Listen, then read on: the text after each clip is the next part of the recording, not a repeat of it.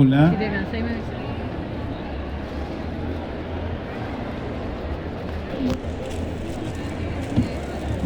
No, yo parto. Un agrado saludarles, bienvenido a este lanzamiento sobre el gran Víctor Jara. Y claro, quería partir primeramente porque para presentar, valga la redundancia, a mi presentador, que es director de la Sociedad de Escritores de Chile, a la cual orgullosamente también pertenezco. Por favor, ahora sí presentes. Ahora puedo. Ahora puedo. Gracias. Hola, mi nombre es Miguel Moreno. Efectivamente, como dice Julio, sí, soy director de la Sociedad de Escritores de Chile y también muy metido en el mundo editorial. También soy director de Marciano Ediciones. Pero lo que hoy día, y muy entretenido esto de que nos invitaste, es presentar, hablar un poquito de este libro, que es Así era Víctor Jara, que me da la sensación que es tal vez la biografía con una gran cantidad de anécdotas más interesante o más completa que se haya publicado hasta ahora. Su autor, Julio Fernando San Martín, conspicuo, pero conspicuo en el sentido bello, hermoso. Nos conocemos hace un par de años. Tú eres de Valparaíso, periodista, escritor, folclorista, bigotitos con... Bueno, eso no era necesario, estamos por la otra cosa acá.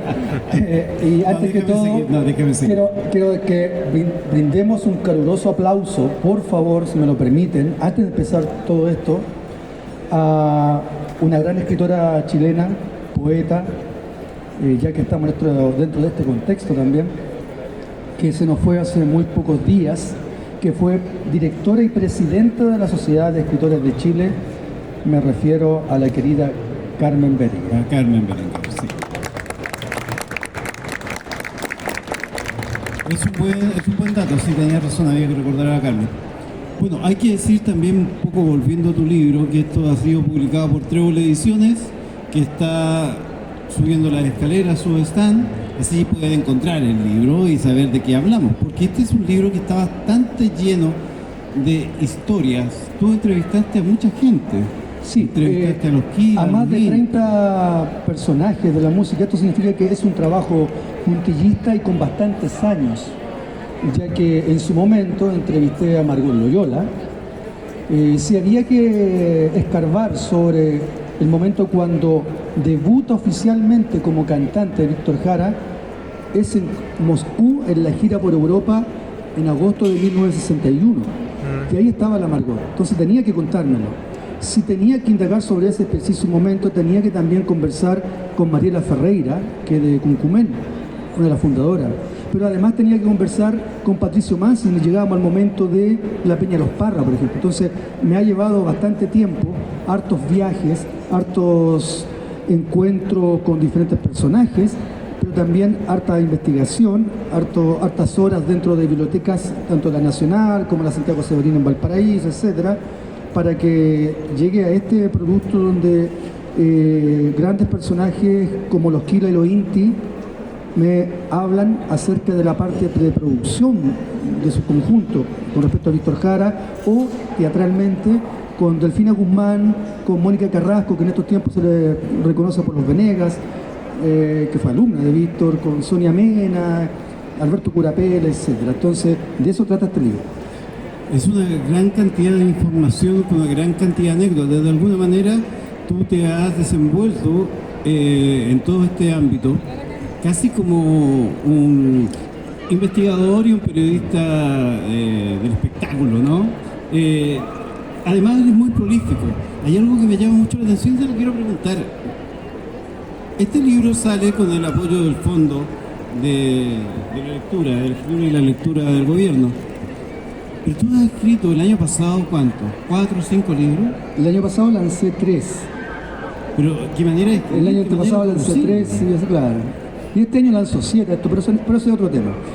Mira, me voy con la décima de introducción que escribe Fernando de la Costa, que es mi otro yo, poeta. Todos mis libros tienen entrada y salida poética con Fernando de la Costa. Entonces te dice, oiga, aquí yo les dejo la historia de un cantor, camino de un labrador el que fuera gran reflejo. Valiente tiró los tejos aunque la muerte en clara, dirigió, también actuara, siempre luchó por la gente, junto al pueblo presente. Manifiesto, Víctor Jara. De esa manera empieza el libro. Y obviamente las palabras del autor dice lo siguiente. Este septiembre, irónicamente, en el lapso en que en Chile se celebra año tras año el mes de la patria, conmemoraremos una vez más la muerte del connotado cantautor chileno Víctor Lidio Jara Martínez, asesinado cruelmente de 44 balazos por agentes del Estado un 16 de septiembre de 1973, luego de ser apresado y torturado por aquellos que se habían tomado el poder a través de las armas, inicia una cruenta dictadura comandada por Augusto Pinochet del 11 de septiembre de 73 hasta el 11 de marzo del 90. Ahora bien, tal como sucede en la grande figura luego del fallecimiento de Víctor Jara, la imagen del también actor y director teatral se agigantaría más aún, que en vida ya era potente, tanto en voz como en canto, como también por su valiente compromiso social, razón del porqué de su asesinato, elevándose a estas alturas a la calidad de mito y por ende amarrado a una serie de leyendas alojadas en su espalda guitarrera que lamentablemente ya no podemos ver, saber ni escuchar, al menos en primera persona.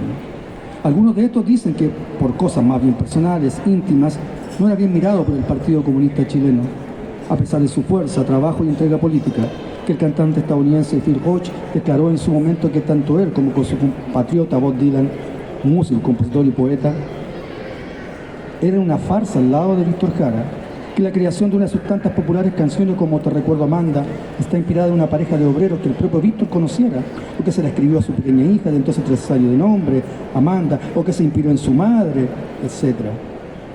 Lo que sí está fehacientemente bien claro es que tanto su obra como su figura a estas alturas cuentan con un macizo reconocimiento a nivel mundial. Entonces, como una manera de homenajearle a 51 años de su abrupta y macabra partida, me he empeñado en recabar, indagar, recorrer, unir, paso a paso, entrevista a entrevista, algo, solo parte de cómo fue este señor del canto con conciencia social. Así busco entregar una imagen mayor de su todo y de lo que ya hemos conocido a través de los años, tanto de la persona como de su rol profesional en distintas áreas que decidiera emprender. Para ello, para poder llegar algún día a todo esto, que ahora tienen ustedes en su mano en formato libro, en algún momento me abocaría a la tarea de rescatar, de conversar personalmente con diversos actores culturales de la escena nacional. Personas que conocieron, compartieron, cantaron y disfrutaron tanto del ser como del artista en diversos momentos de sus vidas. Declaraciones fidedignas que no hacen más que estampar con absoluta sinceridad de primera y exclusiva fuente una auténtica radiografía del alma y razón del autor e intérprete de emblemáticos temas. Todo esto también acompañado de recortes de prensa, entrevistas, fotos, elementos que dan valioso soporte a esta obra literaria. Hay que decir que Víctor Jara, dentro de todo lo que es el ícono, él siempre fue un innovador, tanto en el área de dramática, pero principalmente quiero hablar un poquitito de la música. Porque tú bien lo dices, tú eres también conocedor del folclore. Y cuando Víctor Jara construía sus canciones, de repente ocupaba acordes disminuidos, séptimas, u otros acordes medios, entre comillas, raros. Y tampoco nunca tuvo asco en mezclar no solo distintos ritmos, sino que también distintas tonalidades, como por ejemplo trabajar con los blobs en algunas versiones un poco más rockeras de sus canciones. Claro, el derecho a vivir en paz y no solamente trabajar, llamarlos en ese momento que ya era visionario también Víctor, sino que darle la fuerza para que el sello DICAP también grabara y decir grabar a los blogs, pero este señor traía, la mente estaba mucho más abierta obviamente, porque cuando los seres humanos viajamos, vemos otras culturas, nos vamos empapando de cosas más ricas que no existían antes de eso, que se supone que este es nuestro mundo y eso es lo máximo, pero hay que aprender otros mundos. Víctor Jara estuvo el año 67, invitado por el cónsul británico, 6 meses de cabo en Londres, Por ejemplo, me dice acá en el libro Eduardo Carrasco de Los Kila, que cuando llegó, él estaba fascinado con los Beatles y con los Rolling, Víctor, o sea, con el rock. Y cuando llega, a cada uno, en esos tiempos Los Kila eran 4, a cada uno le trajo un retrato de los Beatles. Eduardo me dice, a mí me dio el de John Lennon. Pues claro, de acuerdo al cargo que yo tenía en el grupo, creía que era... Pero él quedó fascinado y eso además nos llevó a que él dijera, mira, los Beatles se comportan así con la prensa, hay que vestirse así hay que presentarse en el escenario. Entonces él no solamente era, hablando del folclore, era eso, sino que todas las experiencias que iba rescatando a nivel internacional, como en este caso del rock, que lo trae de Londres con los Beatles y los Rolling, lo lleva a efecto también en su propia obra, como Derecho a Vivir en Paz, en su propia obra, pero también en su solidaridad, su generosidad en apoyar a otros con los blogs, o asesorar como director artístico a Los Kila. Entonces, bien interesante ese punto también del Víctor. O sea, Víctor Jara es el responsable de los ponchos, por ejemplo. El que creó un poco la imagen, ¿verdad?, con la cual tenían que salir Los Kila con su ponchonero. Sí, y eso igual viene, son juegos que en algún momento nacen ahí. Una cuestión escénica. Claro, pero justamente también ahí aportaba que era un hombre de teatro. Entonces a él le interesaba que todos se lucieran en el escenario, partiendo por la iluminación, que por eso tenían que estar los cantantes, los guitarreros en ciertos lados, si era un grupo folclórico o una muestra folclórica, y si eran el grupo que la Payún, que nadie, esto me decía el Loro Salinas, si estás en el momento del escenario no haciendo nada, no hagas nada, o sea, no te rasques, en el no nada, o sea, en el nada, no te rasques, porque la gente que está ahí, mientras los otros cantan, se van a fijar más en ti, que se está rascando en el nada y no en la obra. Entonces hasta en eso era puntillista Víctor Jara, que tenía que ver también con el teatro. La Mariela Ferreira me contaba que cuando llegan a Unión Soviética, él iba encargado como director artístico del grupo, y me decía que meses antes que hacen el debut en el Teatro Municipal de Santiago, un debut que era para mostrar, ensayar lo que se iba a mostrar en Europa, porque era la primera vez que salía una delegación cultural chilena a nivel extranjero, entonces querían probarlo. En esa oportunidad estaba como no se sabía si él nunca iba a debutar como cantante, eso lo hizo gracias a otras cosas, problemas en la Unión Soviética, pero ahí fue el encargado del vestuario, y la señora Ferreira me decía, pero si trajo a esta gente del teatro, hasta los vestuaristas del teatro, para que nosotros tuviéramos la ropa acorde de las danzas que correspondían. Entonces el hombre era muy profesional en todas las áreas que él manejó. Es impresionante. Sí, sin duda. Además, una fuerza icónica. No puedo dejar de recordar las fotografías que le tomó Poirot, por ejemplo, acá cerca en el parque forestal, ¿no? O sea, de hecho, de alguna forma siempre ha sido y fue un ícono. Él debe haber tenido conciencia igual de eso, ¿no? Porque, bueno, en la Peña de los Parra se destacaba. Estaba Rolando Alarcón en esa época, Ángel Parra, Isabel. ¿Te contactaste con alguno de...? Bueno, con Patricio trabajé, conversé con Ángel, con Isabel, pero me gustaría entregarle una linda historia que aparece en el libro, que me cuenta Patricio. La Peña de los Parra nace en el año 65, un grupo, una casa antigua del año 29, no era tan antigua en aquellos tiempos, hablando del 65, pero era una casona. Entonces, para que nos metamos dentro de ese contexto, esa pieza era el escenario, esta otra habitación era la cocina, no había escenario en el momento donde se canta, en el lugar donde se canta, porque no era un lugar para eso. Y como era tan chiquitito, no necesitaba micrófono, tampoco, una silla solamente. Entonces me dice que aquella vez que regresó Víctor desde Londres, esos 6 meses, el Pato estaba en la otra pieza, que era el camarín, estaba con un vino, y llega y dice, oye Pato, me gustaría mostrarte una canción que hice antes de venirme, 2 días, 3 días antes de venirse desde Londres a Chile. Ya, dale. Porque hasta ese momento Patricio era el que la llevaba musicalmente, el que ya había grabado, el que le habían llevado a Argentina Bandido, el que había grabado Patricio Arriba de la Cordillera. Eso fue a mediados de 65 en La Peña, un poquito antes, pero Víctor llega a fin de año. Entonces, como al que miraban con mayor respeto los mismos colegas, era el Pato. Entonces se le acerca a Víctor Jara, le dice, mira, esta es la canción para ver qué te parece. Y empieza a cantar Te recuerdo, Amanda. Y el Pato, como ya andaba medio entonadito, empezó a llorar, se empezó a caer unas lágrimas. Y Víctor le dice, pucha, si hubiera sabido que te iba a poner así, mejor no te la canto.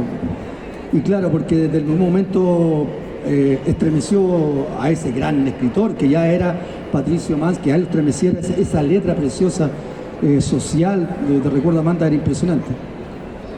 Estaba pensando en eso, qué interesante, es como en algún momento de la historia se juntaban gallos, hombres y mujeres, que el más penca era grande. Estamos hablando del Pato, de la Isabel, del Ángel. Lo que pasa es que en esos momentos ellos no sabían que eran grandes. En esos momentos, insisto, la Peña se crea por necesidad de trabajo. Los hermanos Parra venían desde Europa y necesitaban alojarse en algún lado. Había un pintor, Capra, que tenía esa casona. Justamente Capra tenía que irse a Europa. Oh, aquí está la casa. Bueno, ¿y qué hacemos nosotros? ¿Qué sabemos hacer? Cantar. Listo, armemos esto. Fueron a buscar al Pato, Rolando, pero Pato tenía 2 canciones, ¿no? Ángel tenía 2 o 3, Valparaíso, y por ahí algunas. Entonces en La Peña nace no solamente el movimiento Nueva Canción Chilena, sino que por ende nacen todas las grandes canciones de la canción chilena con respecto a esos personajes que eran 5, porque la Nueva Canción es mucho más amplia, a esos personajes. Entonces, la gracia que tenía ese grupo, ese lugar, y que cada vez que llegaba, ¿sabes qué? Hoy día me toca. La canción que cantaba esa noche es la que debutaba ante la gente en la intemperie cultural y es la que se iban a hacer para siempre. Y al otro día cantaba la Isabel, y al otro día cantaba Rolando, y el otro día cantaba Ángel, y el otro día cantaba Víctor, y el otro día cantaba Pato. Iban naciendo las canciones, brotando. Ellos no sabían, ellos jamás se imaginaban que iban a crear un movimiento Nueva Canción Chilena, ni tampoco que Pato es más grande que el Víctor es más grande que el Ángel. No, eran amigos, eran jóvenes, eran veinteañeros. Entonces, era una necesidad de crear, y como estamos en una época, como yo no consigo en lo personal un joven que no sea revolucionario de cualquier manera, porque los jóvenes tienen que ser revolucionarios. Y estos jóvenes estaban viviendo además una época revolucionaria a nivel internacional. Entonces, y por eso nace ese tipo de canciones que estaba antes del neofolclor, donde dicen, no, pues tenemos que defender esto, tenemos que hacer... Porque eran jovencitos, eran luchadores. Entonces todos eran iguales, todos tenían el mismo grado de importancia. La gente, en algún momento en cuanto a los mitos y eso, lo va poniendo en la historia de diversas maneras, pero todos fueron muy importantes como un grupo que era la Peña de los Parras de Carmen 340. Y otros nombres también, me imagino, como el Gitano Rodríguez, Payo Grondona. Claro, en Valparaíso, en Viña, claro, que después se incorporaba para acá, después nace la Peña Chile Ríe y Canta, de René Largo Faría, donde también pasaban de la Peña de los Parras, el Víctor, el Pato, el Ángel, y pasaban para acá, para allá. Aquí hay una foto muy linda que me sé de Carlos Necochea, que era de los Curacas, de la Peña de los Parras, donde aparece la gira de Chile Ríe y Canta en Concepción, en la plaza de Concepción. Y está Víctor con Gomari, está el Ángel, la Isabel, porque después además empezaron a hacer itinerancia. Fueron a Punta Arenas con la Violeta, con Pedro Mesón, entonces empezaron a agrandarse musicalmente porque eran muy buenos. Pero insisto, era por el mensaje que estaban dejando, que estaban abriendo mentes, que no existían en esos momentos. Claro. Y eso también estaba metido, obviamente, Víctor Jara. Sí, sin duda. Pero insisto en la creatividad y en la capacidad del hombre de saber que tenía que poner ese acorde disonante. Y eso hacía que fuera otra armonía, y era hermoso. Claro, en ese aspecto, insisto, todo tiene sus medallas. Violeta también lo hacía. Sí. Si vamos a la par, los 5 de la Peña de los Parra, en cualquier creación, Víctor sacaba una nota que era muy especial, que no existía. Y una sorpresa, y quedaba así en la canción. Al momento de estudiarse la canción, oye, mira, Violeta también lo hace. Oh, sí. El Ringo Starr en los Beatles también lo hace con la batería, etc. Entonces, la gracia mayor que tienen estos señores es que además les van poniendo su propia cosecha. Claro, acuérdate por favor de Mañana voy para el norte de la Violeta, cuando entre estrofa y estrofa coloca una guitarra que es tan, que perfectamente podría ser una guitarra rockera, ¿cachai? Y totalmente disonante. Es muy interesante ese arreglo de la... Mira, hablando de Víctor en Londres, les voy a contar una anécdota. ¿Ustedes se imaginan que lo confundan con Tom Jones? A Víctor.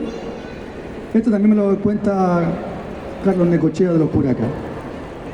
Me dice, esta anécdota me la contó el propio Víctor, aquí en Chile, mientras nos encontrábamos conversando junto a un brasero en pleno invierno después de que volviera de Londres en 1968.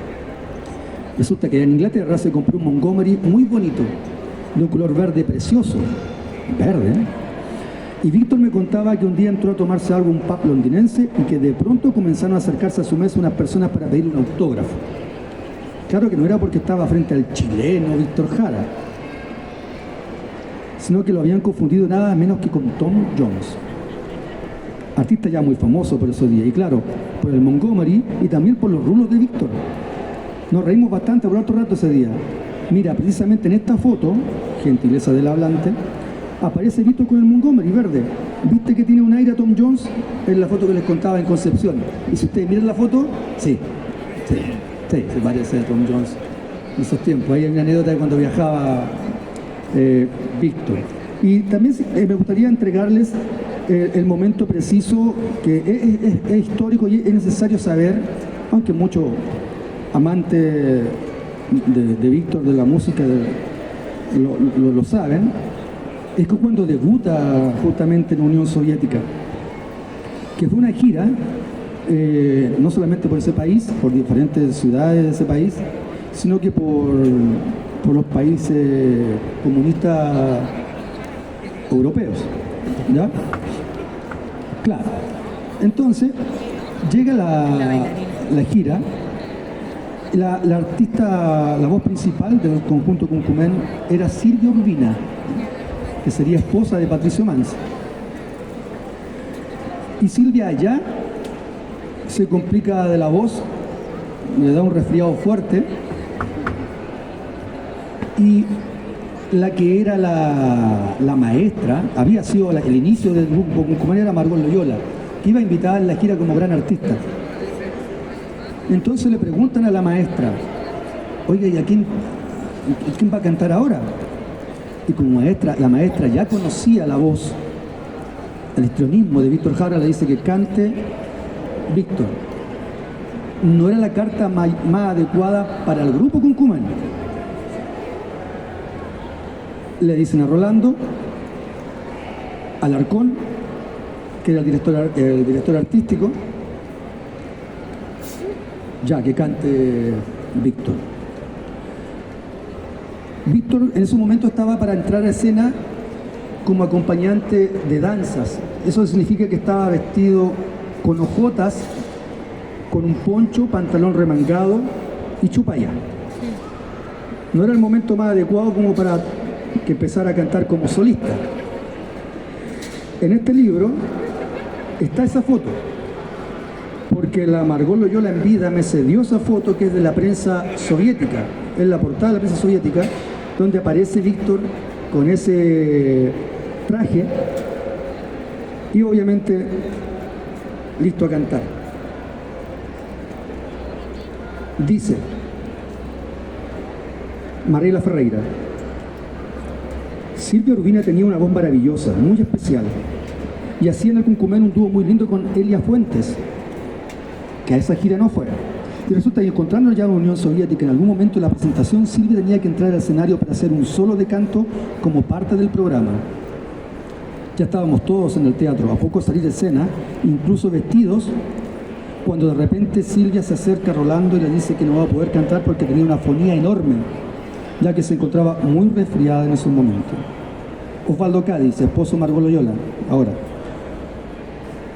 Poco antes de que empezara todo, de pronto Silvia, quien era la voz principal de ese grupo, se enfermó. No obstante, fue ahí cuando a Margot le llega una gran idea a su cabeza, y siendo la quien estaba a cargo del grupo, Rubén Sotoconil, este era otro cargo, era el cargo del Partido Comunista, el asesor comunicacional con los partidos no tenía nada que ver con el grupo.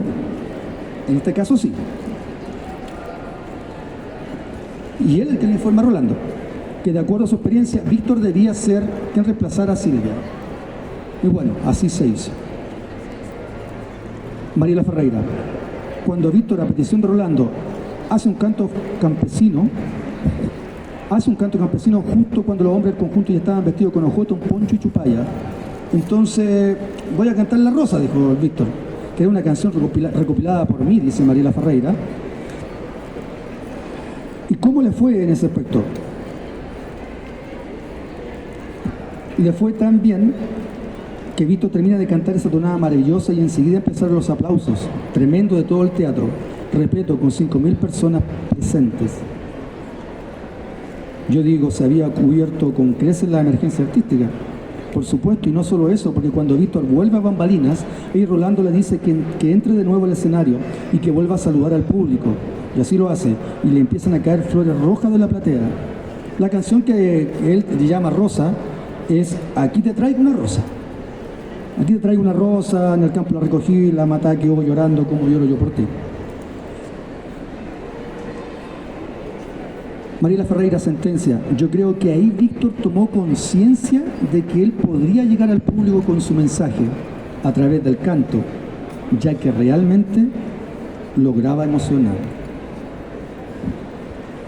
Pero esa anécdota va un poco más allá porque tuvo mucho arrastre con la canción.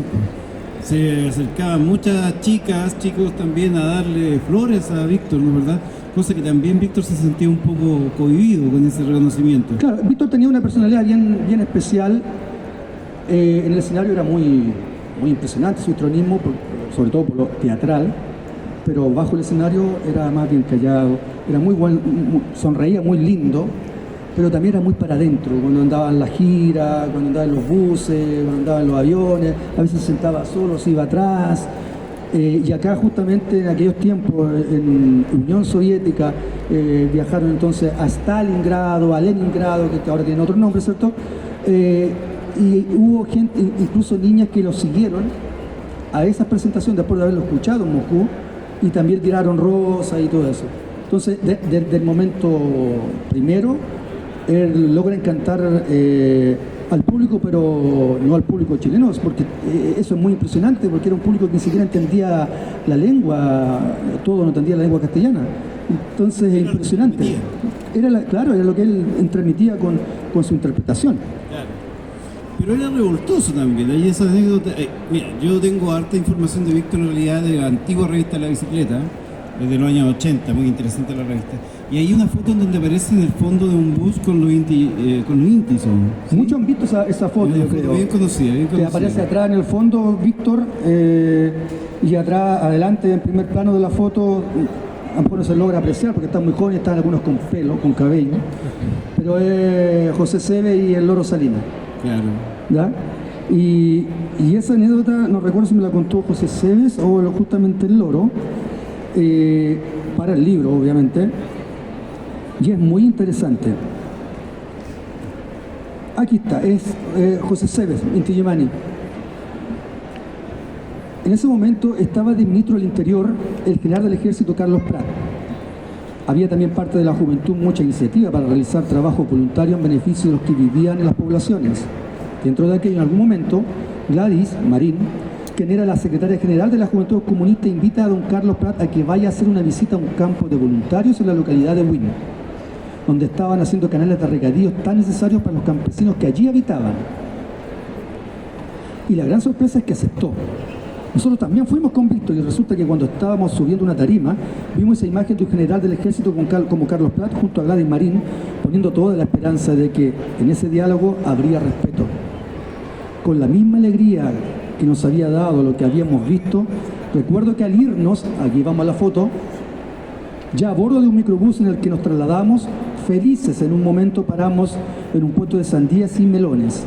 Ahí fue cuando Víctor de pronto empezó con una guerra de sandías, como todo un niño. Y nosotros, que no nos quedábamos atrás, también. Así que imagínate cómo quedó ese bus de sucio. Y nosotros mismos, todos manchados. Qué cosa más linda ser voluntario, construyendo parques para el vecindario, levantando puertas, casas, caminos. José Cebes. Eso también da una imagen muy humana de Víctor Jara, que me da la sensación que es lo más importante dentro de este libro, ¿ya? Me gustaría en este momento, si alguno de ustedes, de los que están acá presentes, quisiera hacerle una pregunta al autor. Adelante. Se puede establecer un bonito diálogo, si es que alguno de ustedes quiere preguntar algo. No hay micrófono, parece, así que Pero así. fuerte, vos lo escuchamos. ¿Quién quisiera consultar?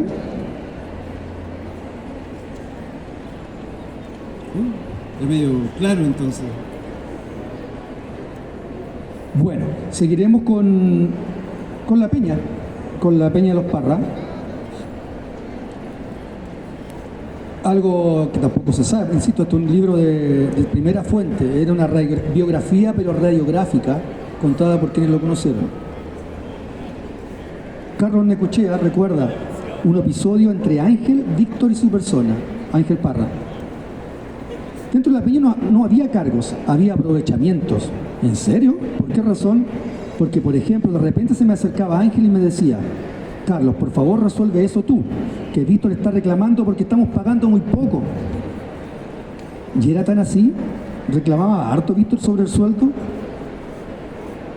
Ahí Víctor se me acercaba para decirme: ya pues Carlito, súbeme el sueldo, repitiendo su necesidad conmigo. Entonces yo le empezaba a dar explicaciones de las cuentas y de cómo se estaba repartiendo el ganado. ¿Qué le decías? Es que no puedo, pues Víctor, si lo que se está pagando es a todos por partes iguales. Y claro, porque así funcionaba la peña. Entonces me tocaba hacer esa pega, porque en ese sentido Ángel era re flojo. ¿Y alguna otra anécdota que te recuerdes, que te haya llamado mucho la atención? Por ejemplo, entremos a otro terreno que es el teatro. Delfina Guzmán me decía que cuando era estudiante su gran amigo era el negro, Nelson Villagra, gran actor, famoso por el Chacal de Nahuel Toro, pero después fue premiado también de gran manera. Y me decía la Delfina que le llamaba la atención que cuando se iban del teatro no tenían casi nada, comían con suerte cuando llegaba algo del sur. Los dos recogían los puchos para fumar.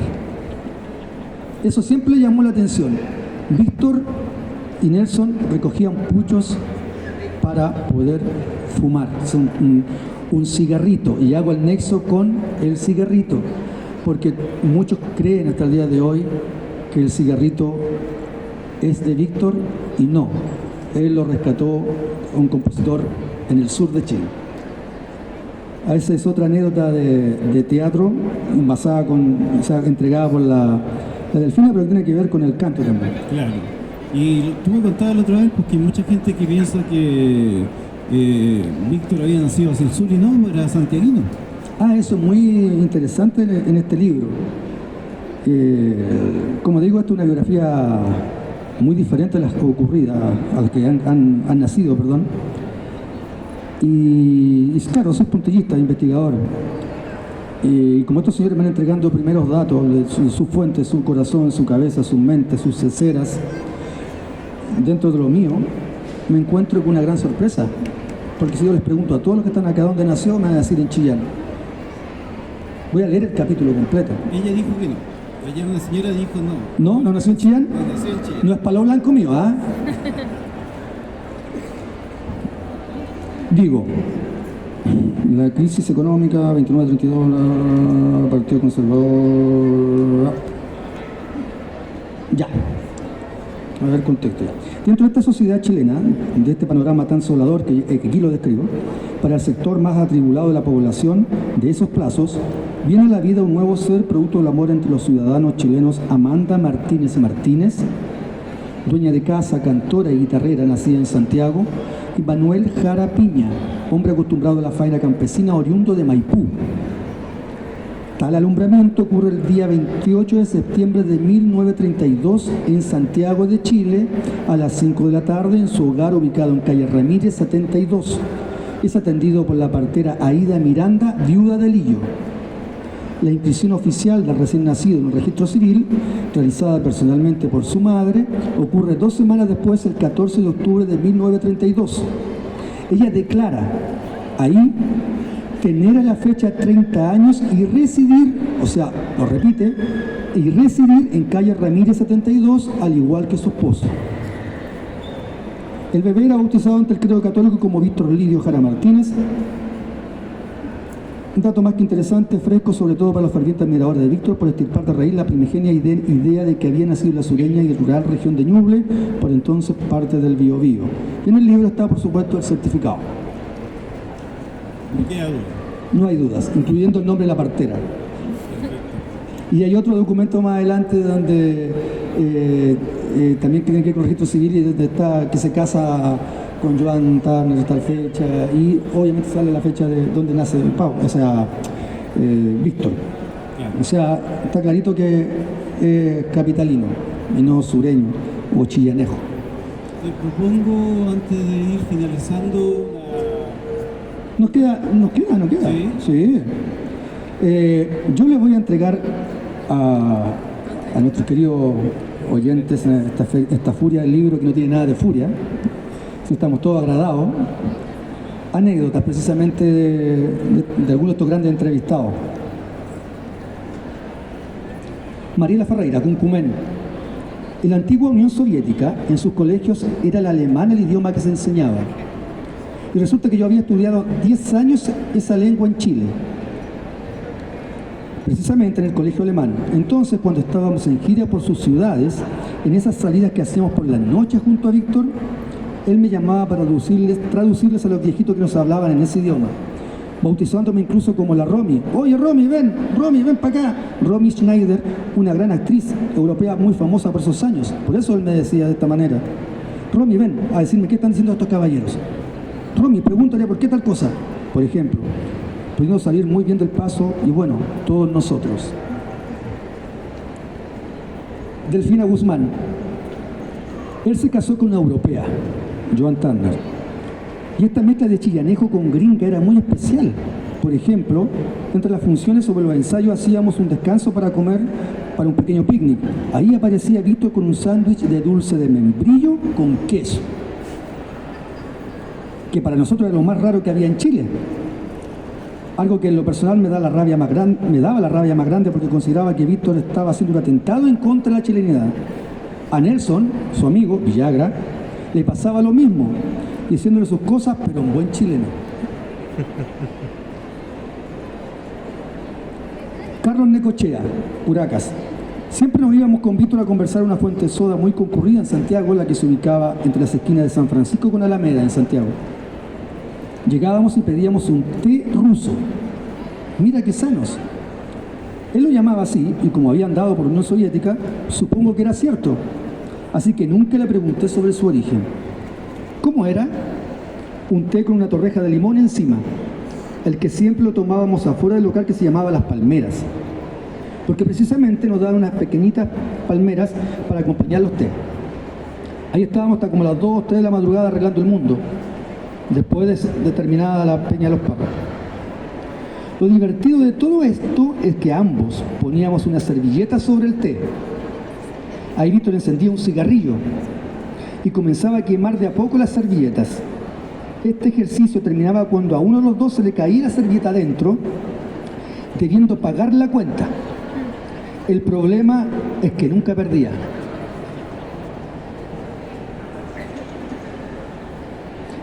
Y me gustaría resaltar, más que una anécdota, una experiencia, un testimonio de otro amigo que es un ex futbolista de Colo-Colo, Unión Española, Leonardo Pollo Vélez, de la selección chilena, que me cuenta un episodio fascinante de acuerdo con respecto a la creatividad que tenía y el ojo que tenía Víctor en todo momento. Dice el Pollito Vélez. La imagen que tengo de Víctor es cuando yo jugaba en la Unión Española, viajaba después de los partidos en el Estadio Santa Laura al terminal de buses. Y ahí yo veía siempre un muchacho de chaqueta de cuero junto a su guitarra esperando que avisara la subida al bus para viajar no sé dónde. Ahí lo miraba. En esos días me gustaba mucho el folclore y la política, el canto protesta, contestatario, lo que se estaba viviendo con Allende, lo de una revolución en libertad. Así es que lo ubicaba muy bien, sabiendo perfectamente quién era. Ese jovencito era Víctor Jara. Meses después, cuando ya me vine de lleno a Santiago a jugar a ese mítico Colo-Colo 73, el que no pasaba desapercibido para nada en la población, por lo que estábamos haciendo deportivamente, por esa gran campaña que nos llevó a la final de la Copa Libertadores y también por integrar la selección chilena, pude conocerlo personalmente. Ojo ahora. Víctor había hablado con el productor británico Robert Inglis y con Tito Ibarra, quienes tenían un sello discográfico en el centro de Santiago, el sello IRT, cerca de Correos de Chile, para plantearles un hermoso proyecto musical. Ahí fue cuando Tito Ibarra me comenta que Víctor quería hacer una sinfonía a través del fútbol. Mejor dicho, con toda esa atmósfera que rodeaba al fútbol en un estadio, con los sonidos a su alrededor, con los de la gente que iba entrando al estadio, los gritos del hincha, los goles y sus celebraciones. Así que nos reunimos todos en la casa discográfica para empezar a tirar líneas, algo que en lo personal lo encontraba fantástico. Víctor estaba pero muy entusiasmado. Por eso, cuando uno lee la historia de Víctor y de otros compañeros de esa época, se da cuenta que eran pero muy creativos. Esto fue antes del golpe, lamentablemente. Debido a esto mismo y a la detención y asesinato de Víctor, ese hermoso proyecto no se pudo realizar. Bueno, amigos, yo recuerdo, no sé si esto está funcionando, ¿no? ¿No lo apagaste? No sé si se escucha. Sí. Disculpa, ¿está bien ese? Sí. Ahora sí. Bueno, yo quiero darle las gracias a Julio. No sé si te escucho. Venga.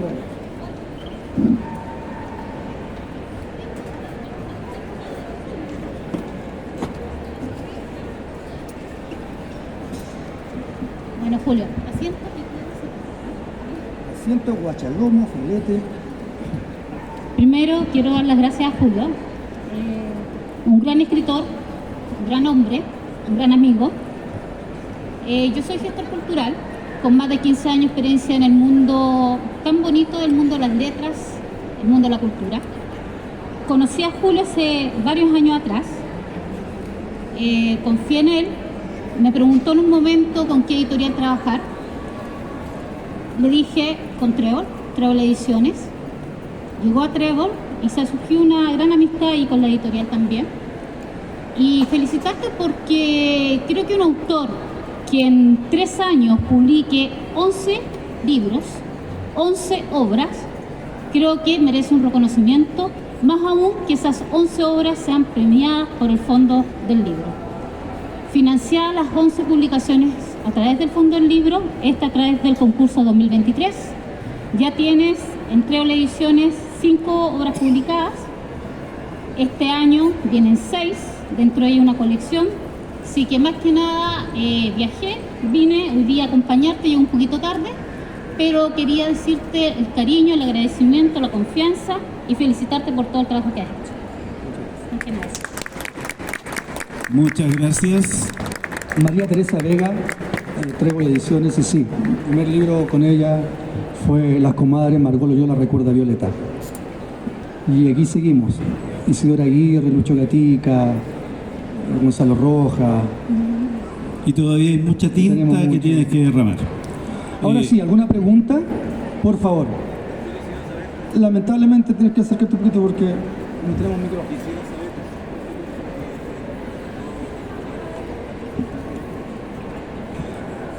El señor, ¿cuál es su nombre?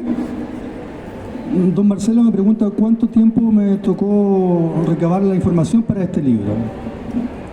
Este libro aproximadamente en ese proceso fueron 10 años. Tienes que pensar que aquí hay señores que ya no están con nosotros, por ejemplo, como la Margot o Patricio Mann, por ejemplo. Y además, en ese momento yo vivía en Concepción, entonces yo tenía que viajar.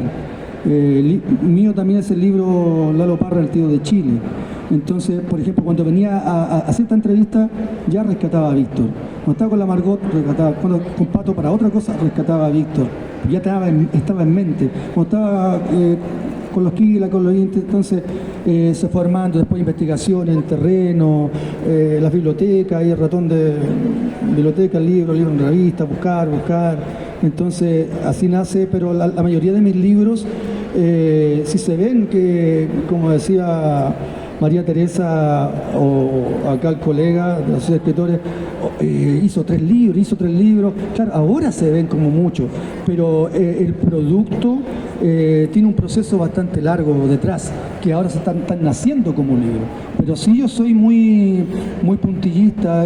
Recuerdo también el libro que mío, Festival de Viña, 60 años de historia, me demoré 10 años, exactamente, 10 años. Entonces, el proceso es muy meticuloso porque yo entiendo que detrás del personaje que estoy escribiendo hay una fanaticada enorme.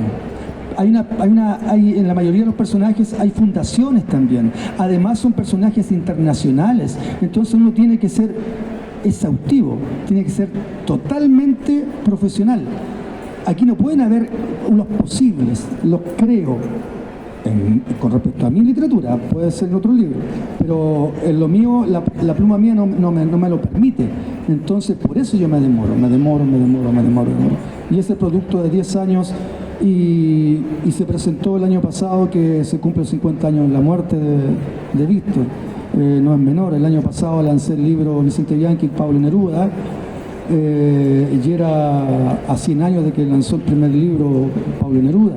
Cuando lanzamos con María Teresa el libro Las Comadres Margot con Violeta Parra, justo estaba en el centenario de las dos, el 100 años de Margot y 100 años de Violeta. Entonces, además, es cosa como cuando se dice que se alinean los planetas, no sé, se dan las cosas y se dan nomás. Ahora estamos acá con esto y vamos a seguir estando aquí el año próximo, pero eso es mucho. Son horas y horas también de trasnochadas. Donde uno está más tranquilo, de ordenar. No es fácil hacer un libro, pero sobre todo cuando se tratan de figuras estelares. ¿Pregunta? Allá hay otra pregunta. ¿Tenía el teléfono? Sí.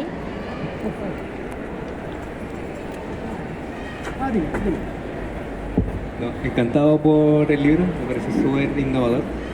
Pero también tiene una pregunta, porque se habló de Víctor desde el punto más público, artístico, pero ¿qué hay del aspecto más privado? Su vida con Joan, la hija se tuvo también, o sea, hubo una hija, Joan tenía otra hija, pero se logró hacer la entrevista con ella, conversaste con ella, puedes indagar un poco más con respecto a su vida más íntima. Eso me parece.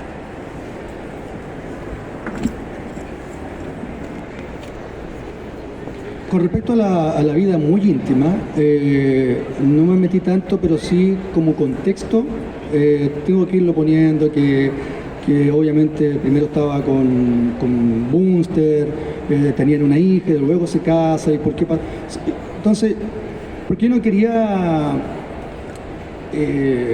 incomodar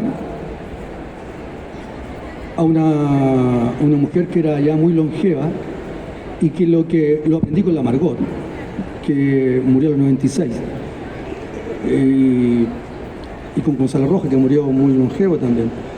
Que cuando uno llega a esa edad, hay ciertos temas que uno no los quiere tocar. Muchos temas que le hacen daño incluso, incluyendo la muerte de Víctor. Entonces yo, por respeto a ellos, no los quise tocar. Y además que quien conozca mi pluma, o algunos son libros que hemos comentado, obviamente, siendo yo un periodista de cultura y espectáculo, lo mío no es la farándula. Lo vio claramente cultural. Entonces, a mí lo que me interesaba era el artista. Pero insisto, sí están los datos, están diferentes, como te digo, hasta cuándo se casaron, pero no quise indagar en muy íntimo por respeto a ellos, porque no es un tema menor. ¿Alguna otra pregunta? Nos quedan 10 minutos, tenemos una última pregunta. ¿5? 5 minutos. Bueno, para algunos que llegaron hace poquito, Les voy a leer otra anécdota que están en este libro. Por ejemplo,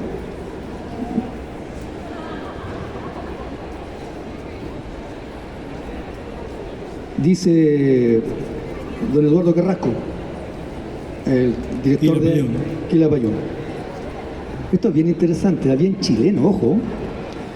En lo personal con Víctor tenía una amistad bastante normal, como compartir momentos, conversar, celebrar cumpleaños, por ejemplo, o juntarnos en un asado. Precisamente en eso tan humano que tenía Víctor, había una particularidad bien especial, y esta era que cuando poníamos la carne a la parrilla, Víctor bebía un trago de cerveza y enseguida lo escupía, esparciendo sobre toda la carne, simplemente porque él decía que así se hacen los campos. Y había que creerle, así que igual la comíamos. Mala no quedaba, dice Eduardo.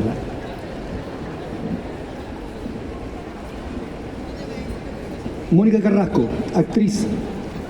La gente la conoce por Los Venegas, pero fue alumna de Víctor en la Casa Cultura Ñuñoa. Alumna de teatro, obviamente. En una oportunidad, cuando íbamos con Víctor y nuestro elenco a llevarles teatro a la gente más pobre de las poblaciones, recuerdo que ya habíamos instalado todo arriba de un gran camión, el que pasaba a ser nuestro escenario. Y junto a todas esas personas alrededor nuestro, con las mismas sillitas y bancas que habían traído para instalarse en esos suelos de tierra, qué lindo todo eso, estábamos en lo mejor y de pronto apareció un perrito de estos callejeros, de barrios, y pasó a llevar el cable desenchufando todo. Hasta ahí nomás llegamos con la función. Claro que Víctor, en vez de enojarse, no paraba de reírse, y nosotros con él, al igual que ese público precioso.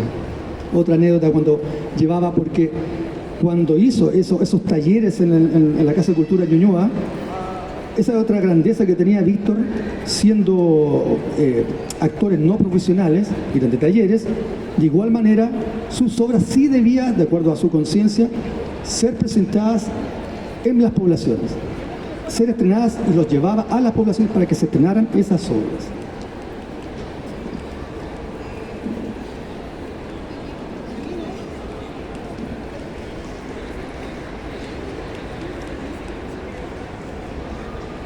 El Pollo Fuente, José Alfredo Fuente, ídolo de la nueva ola. Con Víctor tuve un encuentro muy lindo. A él lo conocía muy bien por diversos motivos. Primeramente porque sabía perfectamente quién era yo y él quién era, y yo quién era él, artísticamente. También porque habíamos jugado juntos en un campeonato de fútbol organizado por la revista Ecran en julio de 1967. Claro que por equipos diferentes, él con los Quilapayún y yo con otro junto a Wildo y Pedro Mesona. Recuerdo que un día yo iba caminando por el centro de Santiago, algo tapado para que no me reconocieran, y cuando paso por fuera del Café Jamaica, que quedaba en la calle Huérfano y Estado, siento que alguien sale muy rápido para saludarme. Era Víctor, que muy gentil, muy simpático, me preguntó cómo lo hacía para ser tan popular por esos años de esplendor de la nueva ola, pudiendo zafarme tan bien de las tantas admiradoras.